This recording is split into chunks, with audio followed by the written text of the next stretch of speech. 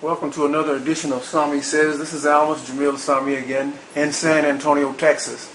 I have met this brother here a while back, originally from Los Angeles, I believe, and he's doing something that very few people get a chance to do, and that is he's a comedian, travels all over the country doing gigs. What fascinated me about this, and the reason I wanted to interview him, is because there are a lot of people on this earth who are afraid to strike out after their dreams.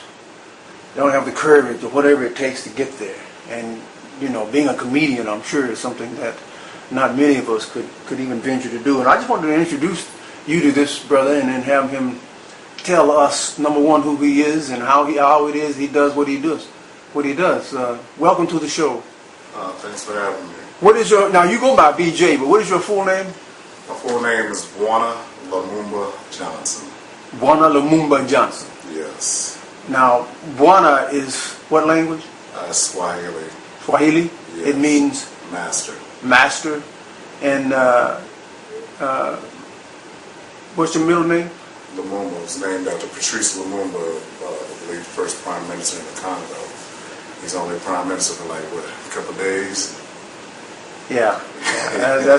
You guys, those of you don't know who that is, that's a very interesting story. You can check that out. You'll find out a little bit about the Kennedy administration, to say the least. Very short-term administration. Yeah, exactly. Well, I wanted to welcome you to the show and talk more specifically about how you came about doing what it is you do. What's the road? What advice you may have for some people that are interested in striking out. When did you know you were a comedian? When did you know you had what it took to get out? I still don't know if I'm a comedian. I did like everybody was supposed to. I spent a certain amount of time in the United States Air Force, got out, didn't want to move back to Los Angeles. Los Angeles was a little too rough. I was stationed in Spokane, Washington, so I went to college over in Idaho, which is right next to Washington. Graduated undergrad from Lewis and Clark College in Lewiston, Idaho, and I graduated graduate school from the University of Idaho in Moscow, Idaho, and did like I was supposed to do. Got a good job, and thought, hey, I got a master's degree, and they're gonna put me at the top. Put me at the bottom with a whole bunch of folks with master's degrees, and said, all right, claw your way to the top. So that got old. I'm not really one of those people. I don't do well with walls and borders and stuff like that. Okay. So, but I didn't know anything else that I could do really well. I just like, what else can you do? All right, you don't want to do this, but what can you do? Still got to pay the bills. So I always thought I was kind of funny. I was in a talent show in the 6th grade back in Los Angeles, and I was basically hacked Bill Cosby and Eddie Murphy because those were the two guys at the time. When I was in elementary school, and they had this competition over this place called the Brick Wall Comedy Club in Spokane, Washington. I got on the stage. Now, how did you do that, though? I mean, the thought of I want to get up and make people laugh. That terrifies me and just about everybody else. I mean, have you ever bombed? Oh yeah, you got to. How do you come back from that? It's actually when I bomb that I do better. It's actually when I'm bombed that I actually have to step away from my script.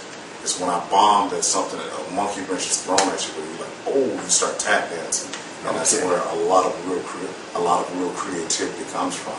I'm a much better extemporaneous comedian than I am a set script. I do have a set script that I can refer to, but I'm more off the cuff. I rather play with the audience and feed off of them. But we all have our own set that we go by, but I do better when the joke doesn't. And the cool thing about comedy is I don't have to wait to read about it in the paper. I know right when I say that joke, it's like, oh, that one fell short. Okay. That's why you look at our faces, and then all of a sudden you see us pacing back and forth. That's our nerves. Really? That's nerves. Or you start seeing us look down, or you see us put our hands in our pocket. That's nerves. But to you guys, it just seems like, oh, they're up there talking about what they're like. What am I supposed to do, man? I got to be up here 45 more minutes. I just flopped. That was one of my strongest jokes, and they just crickets, right? So as a speaker, one thing about me, I know if I give a speech, every time I'm giving a speech, and I wasn't nervous beforehand, I bombed. I mean, I just couldn't remember where I'm going. I even got the thing right in front of me. You know, most of the time I speak off the top of my head as well. Yes. But every now and then I look down and have a couple of notes. If I'm not nervous before the speech, I'm going to bomb. It's going to be a flat speech that won't go anywhere. Is it the same way with you? I'm definitely terrified before I speak in front of anybody. Those couple of minutes prior to me actually grabbing the microphone, I'm terrified. If you look at my face, I have a very glossed over. I'm very quiet, like almost graveyard quiet. And every comedian goes through their own thing prior to going on stage. Like you see some, they'll sit back there and they'll be doing this, or so I know some comedians who throw up before every show. I mean, that's nerves. It's just adrenaline. It's like, because the same joke that may work in this apartment may not work in this apartment. Okay. And the ones that do well in that apartment may not do well in this apartment. So you know how it should go. You know how it went last week or the night before, but it may not always work like that. So you just have to figure it out, and it comes from people looking at you. You get tired of that. That wears you out. Being rejected by one person is one thing, but when hundreds of people reject you at once, hey, it's over. Wow. Your feelings, that's a different kind, because I've done public speaking, I've done oratorical contests, I've done oratory, I've done that my whole life. It's a whole different kind of rejection when you try, because with comedy, you're seeking affirmation after every time you speak. Da-da-da-da. Da-da-da-da. Right. And you're doing this several times a minute. Because if you actually look at a comedian and how many jokes we rifle off in a 1 hour set, we're actually rifling off a lot of words. And we're seeking that confirmation in your mind. And you can do really well. Like, yeah. And then you throw something out there and so,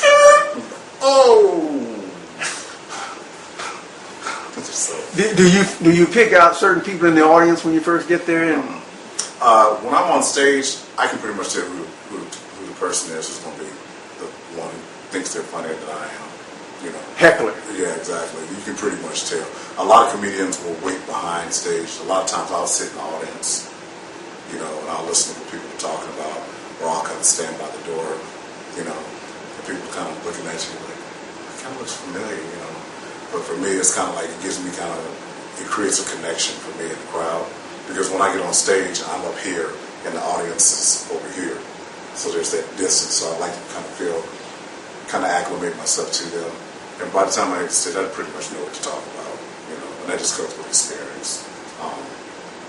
But who thinks they're funny, they'll usually be the loud ones.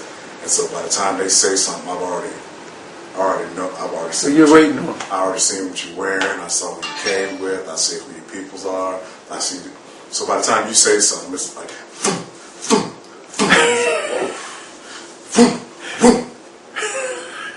and then get that. And then I'm going about my business, It's kind of like, man, you just seem to come up. No, I had a story, And that's just an old trick that a lot of us learn. You can know who's the funny guy is because he comes in there, he's loud, and, he thinks that he's dressed cute or whatever. And even if he has on a $10,000 suit, by the time I'm done with him, he'll swear he got it over at Burger Barn or somewhere. So they actually help the act if you're ready for them. If you're ready for them. If you're not and they're funnier than you, you lose a lot of validation. You can't just ignore a heckler. A heckler can make or break your set. If they're funnier than you are, or if you try to ignore them, or you seem as though they're upsetting you, then you lose a lot of credibility with the audience. Because, unfortunately in my profession, people feel that that's part of it. And that's a very small part of it, the heckling. It actually throws us off more than anything. Because if you're in a certain rhythm and somebody wants to throw some foolishness out there, it really throws you off. Especially if you're really connecting with that crowd. And this person feels that, okay, you're not as funny as I think you should be, or here, let me help you out. Like I tell most of them, I pay my bills without, and you have ever been to one of my shows. It's the first time I met you. I don't need your help. You don't need me at your job helping you. I don't need you at my job helping me. Just because you weren't getting it doesn't mean everybody wasn't getting it. But if a heckler chooses you, you definitely have to deal with them. And you have to come across in a way where it's not annoying you, even though it's very annoying. It's so annoying. So your job is acting. That's why so many comedians can go into acting, because that's what you're doing. Exactly. That's it. Would you like to go in that direction? I've done a lot of acting. Really? I've done acting. I've done commercials. Because comedy kind of is a segue for you to go down different roads. It's kind of like a good friend of mine, the late great Mitch Hedberg, said one time, when you go into comedy, because you're not going to impress the folks that actually judge comedians because they've seen so many comedians. So the person they're going to ask you, do you have a script? Do you have this? It's kind of like, as Mitch Hedberg was saying, it's like you go and apply for a job as a chef, and it's like, yeah, we know you can cook. Have you thought about farming? Like, no, I just like to cook. Yeah, well, we've had all the souffles we can eat and this and that. Because when you get in front of the folks that can actually make you a lot of money or generate a lot of revenue, they want to maximize your potential. And it's not just comedy. As you saw with the Kings of Comedy, all those guys got shows, bigger shows, because Steve Harvey and Cedric very much, Steve Harvey, Cedric, and Dio were pretty much, they were the men. They already had sitcoms, they already had this, they already had that. But then it was like, well, Bernie Mac, he finally got his. And as you see, it was like the launch pad for him to just take off. That's why you see him in the movies, because he knew how to act. Nothing against Dio, Steve, or Sid, but not actors. And they're not supposed to, because they're comedians. Right. But, they say, hey, what do you think about a sitcom? I can get into a sitcom, it can turn into a hit, and it gets syndicated, and I'll have to work for the rest of my life. Okay. Who's going to turn that down? That's why the majority of the successful sitcoms on TV are from well-seasoned comedians. Seinfeld was a stand-up for 8 years prior to his show. One of the best sitcoms that ever touched the TV, supposedly. Titus, he had been doing comedy 15 years. Stand-up comedian. The dude from with Mary-Kate and Ashley, what's his name? Was All in the House, All in the Family, or whatever that one was.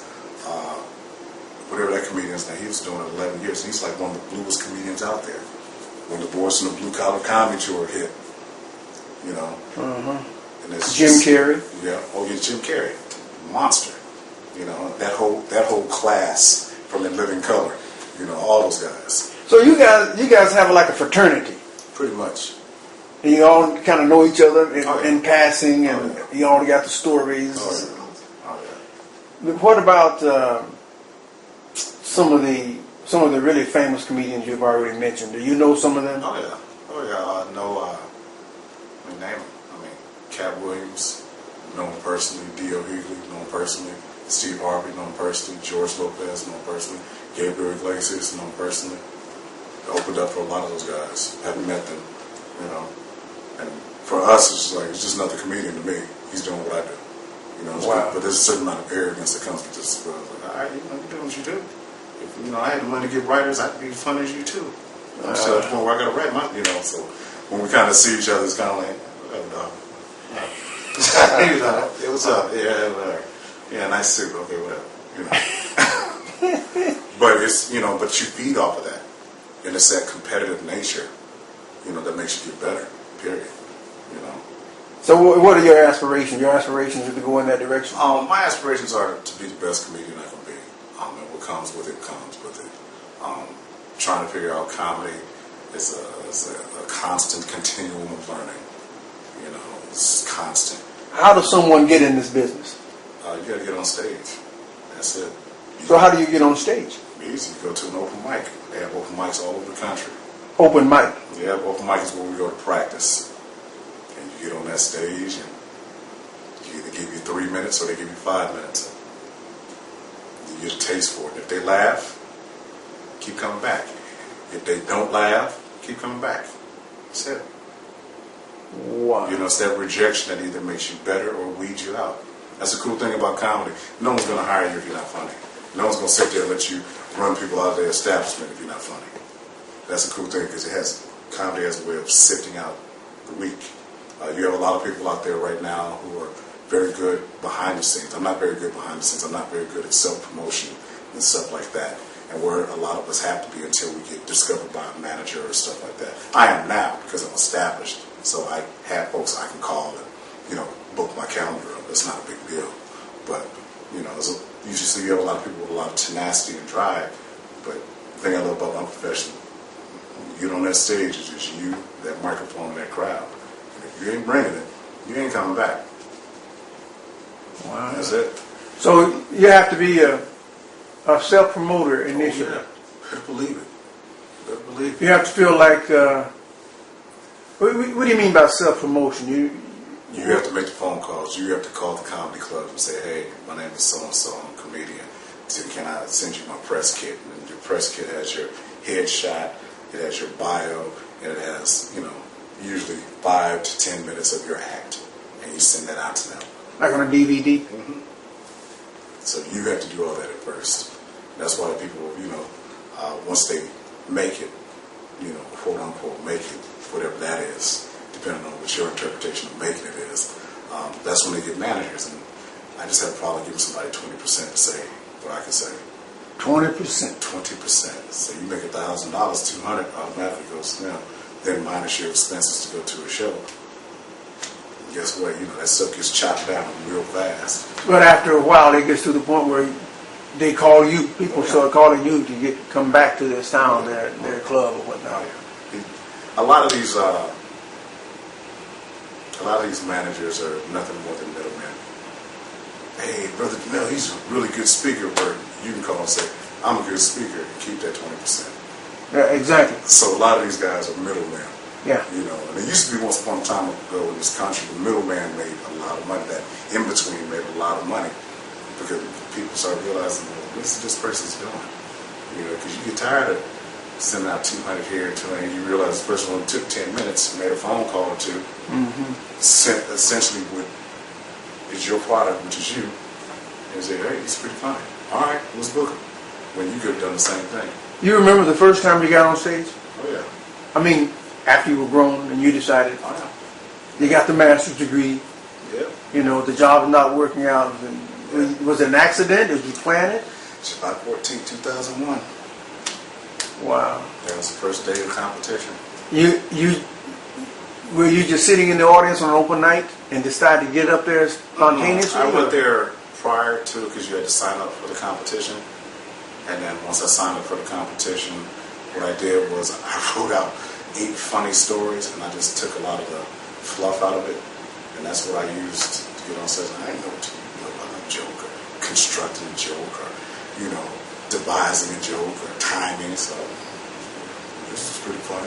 Just take this out, take all this ands and uhs out, and condensed it, and did really well, and invariably ended up winning the competition. Because the competition went the length of the summer, and they had each week they had preliminary rounds. The first night I lost by 2 points, and it made me mad because I didn't think I should have lost. So it was that ego, it was your hubris or your id or your super id, whatever you want to call it. I'm like, nah, man, hold on, dog. Even though I don't know what I'm doing, I shouldn't have lost that. So I came back the next week and won that preliminary round. And they let you do what's known as guest sets. Guest sets when you get up and do 5 minutes. And that's what I did until the semifinals. And I made it to past the semifinals until the finals and ended up winning. So. And what did you win? $500. $500. And that was a nice chunk of change back then. That was 10 years ago. Yeah, 10 years ago. So that was and then you decided from there you're going to do this more. Yeah, my first professional show, where I could be considered a professional, first paid comedy show, I drove from Spokane, Washington to Great Falls, Montana, 6.5 hours for $50. Wow. That was my first professional show. $50. $50. That's before gas was like $1 bazillion. You didn't have to give up your DNA and gas back then. I think I came back, I had maybe like $3 and some change in my pocket. It was awful. Awful. It was at a place called the 8 Ball in Great Falls, Montana, in front of 300 plus bikers. That was my first professional. Bikers? Real bikers. The more greasy, nasty, Mad Dog was some of their names, psycho children killers. I don't know what the name of the gang was, but... Are different audiences different? Oh, yeah. And the bikers were some of the silliest, most nicest, laid-back cats you would ever want to meet. Really? Just don't put yourself on the other end of that spectrum. But they were just they were really cool, real supportive, were laughing and having a good time, just some of the biggest human beings I've ever seen. I didn't realize some dudes were that, I mean, just 6'9", just big, meaty. Why are you that big? You know? But what about the difference between a black audience and a white audience? Woo! Black folks ain't gonna give you a lot of time to be funny. You got to be funny right out the gate. Because you know, black folks, we gonna get dressed up. We gotta get babysitters. You know, it's an event. So we don't have any patience for you not being funny. You know. As soon as you walk out there, you gotta hear. Yeah. It's kind of like on the Apollo. Black folks give you maybe 2 jokes. Really? Maybe 2. White folks, you got to really be awful to not do well in front of a white audience. If you're doing bad in front of a white audience, they're not going to boo you, but they're going to really talk loud and drown you out and start talking to each other. Wow. So black folks, we gonna let you know straight out the gate. Hey, dog. Hey, man. This ain't for everybody. You know, like, trust me. When I first started, I had a lady look at me, and she's like, "Catch the clue. You're not funny." Turned her back to me. You want to talk about bottom lip? Started. While you were on stage, man. Like I was one of her kids, and I'm just sitting there like, wow. Did you overcome it? Well, you know, I did well, but I went back 2 years later and destroyed the place. And the lady came up to me. She's like, "I knew you." I was like, "You better get with me. I'll sock you in the jaw." I said, "You know you hurt my feelings." She's like, "I thought she was gonna cry." I was like, "I wanted to, but I knew too many people." This is in Los Angeles? No, it was in Oakland, where my dad's from. Okay. I was just like, my feelings were hurt. I mean, I had, you know, imagine you trying to do something. Somebody says no, and in front of people, and then turn their back to you. Wow. And you just sit up there, and everybody's looking at you. You gonna prove it wrong? Wow. Try to throw out another joke. What's cracking? So, because I didn't really. Wow. So that's reality. Oh yeah, and we need that.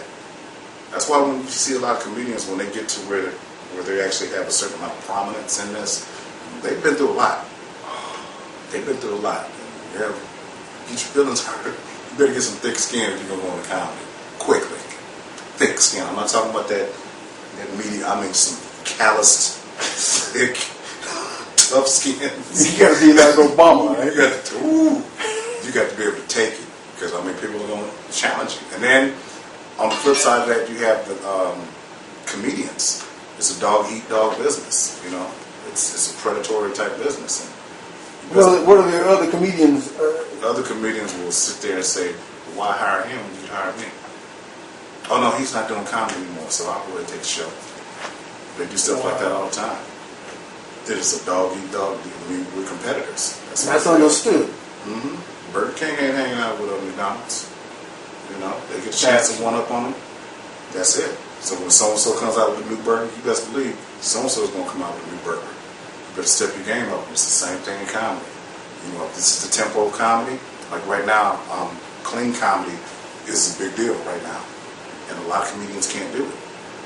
Why is that? Why is it? Because a lot of comedians, you know, they work in some of these rough crowds. And in a lot of those rough crowds, a lot of that profane language and stuff like that flies. But you start getting to some of these mainstream clubs that have a different clientele.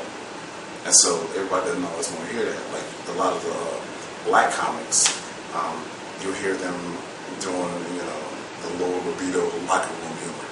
You know, talking about, you know, sex or cussing every other word or dropping the N-bomb every other. It's like, really? You're 40-something years old? That's all you bring to the table? That's why you're talking about you on stage. That's the impression that you want left on you, because you're leaving a piece of yourself up there. I'm trying to convey a message. I'm trying to tell my story to you. 40 years old, all you've done is mess around with a bunch of women. That's it. Beat your kids. I don't talk about beating my kids, because I don't beat my kids, because I can sucker my kids and they're doing what they're supposed to. I'm sucking a bunch of grown-ups and believing these stories are true. So I don't have those stories, you know. So people go to their comfort zone. So really, you say that you leave a part of yourself on stage, so it's really about you. It is. You're telling your story up there. And that's what a lot of comedians don't get. You're leaving a piece of yourself up there. So when people walk away from your show, and all they remember is, you know, you know, and this, that, dropping the N-bomb. Okay, this dude's not very well spoken. This dude hasn't really done anything. The dude's a clown. There's a difference between a clown and a comedian. You know, or you see dudes talk about sex and they humping the bar stool for 10 minutes or a couple of minutes. I'm like, really? That's it? Really? That's it? That's what you want people to walk away from? When did things change and go to the cleaner comedy? About 2 years ago, you know, the cleaner comedians have started to prevail. And, not everybody wants to hear it, but a lot of clubs are trying to bring in a different clientele, and a lot of more folks of substance or whatever, I guess you could say, in their eyes, or gravitate towards the. Is that a cyclical thing? Yeah, it'll phase out here. And then you'll have then it'll go back to, you know, maybe a darker comedy, or maybe it'll go to, you know, a bluer comedy, or it'll go back into storytelling. You know, because a lot of black comics are very good storytellers. Because in a lot of black crowds, we like to have the picture painted out for us. We want to feel like we were there. Versus where a white crowd, they're more into the craft of comedy, the setup, the punchline, the tag, the callback, you know, the traditional stuff. Versus with black folks, we want to feel like we were right there enjoying the story with you. Like, oh yeah. Gotcha. You know, and that's what you listen to. A lot of comedians, black comedians, they'll paint this picture. And like, that's where, and then we can relate. I've been there, you know. And that storytelling comes all the way from Africa. You better believe it. You better believe it. That's part of our Believe roots. it. Yep. And the storytelling, that doesn't do nearly as well with white audiences? Not really. Sometimes it does. With a lot of white crowds, they have a perception of a black comedian, you know, and sometimes they want. Here's a fun fact: the Def Jam franchise, the reason it did well, over 86% of the viewers and people that paid to see it and supported were white. Period. Wow. So a lot of that perception, a lot of that, because that's why that formula worked back in the 90s. That's why when Def Jam came on in the 90s, it blew up. Because folks can sit there from home and really laugh at it. Versus when they get in public and they get around other black folks, it's just like, if we was at home, yeah, we'd be laughing, but, you know, they're sitting right there and they're sitting right there. You know, but those are the ones that support it. So a lot of times when a black comedian comes in there and we go against what they think, it kind of throws them for a loop. Because they expect them to, oh, women be shopping, oh my God. And for us, a lot of black comedians, it looks like a bunch of buffoonery to me. Okay. You know, a lot of that stuff that they're still doing is really setting us back. It's like, come on, we've evolved. We're funnier than that. We don't have to rely on that foolishness anymore. We don't have to sit there and, you know, cuss every other word because we're more articulate than that. We don't have to sit here and talk about, you know, beating our children because we have more sense and we know we have the tools to sit here and discipline our children without having to beat them. You know, wasn't no ADD when I was a kid. Stop being stupid. You know, that's like one of our biggest jokes. That was your therapy. Stop being stupid. Backhand, that was your therapy. Wasn't a Riddler. Your mama's backhand was your Riddler. You know, stop doing. Now we're like, oh, ADD. Oops. Oh, dyslexia. Oh, that's why that boy can't read too well. Oh, you know. Yeah. So, and the fact that some people are staying with that old formula is really hampering, or hindering, I should say, their progress because they're still caught up on that. Some people still want to see that. You know, you go down to some of these towns, you come to like the projects. I've done the project shows, and you got to get a little grimy. Project shows? Yeah, shows across the street from the projects, in the projects, down the street, around, in the hood. You know, I do jokes about that. I was like, man, I was going to bring my car here. I caught a cab. I ain't stealing my stuff. Okay. You know, like, hey, you know, Big Bubba and, you know, go to some of these southern towns where you're like, man, is this the Players Ball around here? Those with gold teeth, suits down to here. And they're not really there to hear the cute, cuddly Bill Cosby comedy. And you realize that when you walk through the door. Okay, that's probably not going to fly. They want to hear the Cat Williams edgy stuff. Yeah, they want to hear that in your face. Versus at the same time, you go down to the Laugh Out Loud Comedy Club and you're like, okay, so maybe dropping the N-bomb every other word ain't going to really fly in here. Maybe, you know, pushing this envelope this way. And that's something you have to, I mean, within seconds you have to sit there and, okay. And then you have to have material to draw from. to make them laugh. Because at the end of the day, your job is to make them laugh. So it's kind of like you have a bag of tricks. Oh yeah. And depending on the audience you're in front of, you just reach down and pull out that particular. Believe it. I mean, some comedians will just stick to their script no matter what, and they don't do well. Do you walk around? And I've often wondered this. Do you see funny stuff in the street and you say, hey, I'm using that. How does that work? We have a bunch of books. We have a bunch of. Give me 1 second here.